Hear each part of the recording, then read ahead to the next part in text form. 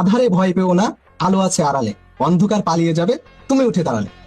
এটা একটা এটা একটা আপনার লাইফে উঁচু জায়গায় যাওয়ার জন্য একটা বেস্ট একটা লাইফ।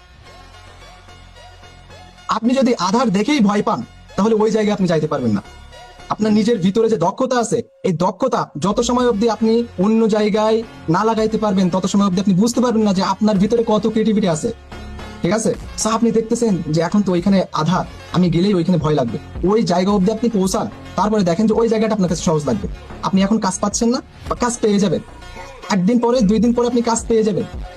ঠিক আছে, কিন্তু আপনার ধৈর্য থাকতে হবে, দক্ষতা থাকতে হবে। আপনার দক্ষতা না থাকলে, আপনার ধৈর্য না থাকলে, আপনি যদি পরিশ্রম করার আপনার মন মানসিকতা না থাকে, তাহলে এখান থেকে আপনি কিছুই পাবেন না। কিছুই পাবেন না বলতে কিছুই না, মানে 1% না।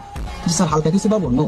মাথার ভিতরে একটা লাইন রেখে দেবেন, সেটা হচ্ছে আধারে ভয় পেও না, আলো আছে আড়ালে, অন্ধকার পালিয়ে যাবে, তুমি উঠে দাঁড়ালে।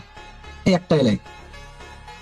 ফুটবল খেলতে খেলতে অনেকে আপনার পিছন দিক দিয়ে একটু ধাক্কা মারে না, আপনি একটু পিছলাই পড়ে যান না। দেখ, আপনার টার্গেটটা থাকে কি, যে ওই ফুটবলটা ধরে নিয়ে আমি গোলের ভিতরে ঢোকাবো। আপনার টার্গেট কিন্তু এইটাই। ঠিক তেমনই আপনি যতবারই পড়ে যাচ্ছেন না কেন, যতবারই আপনি ফুটবল খেলতে গিয়ে আপনাকে, মানে যত প্লেয়ার আছে তারা ধাক্কা দিচ্ছে না কেন, আপনি বারবার উঠে দাঁড়াচ্ছেন। ফুটবল খেলা থেকেও আপনি একটা শিক্ষা অর্জন করেন, যে আপনি কিন্তু বারবারই উঠে দাঁড়াচ্ছেন। এই উঠে দাঁড়ানোটা আপনি আপনার লাইফে লাগান, তাহলে আপনি কিছু করতে পারবেন। ঠিক আছে।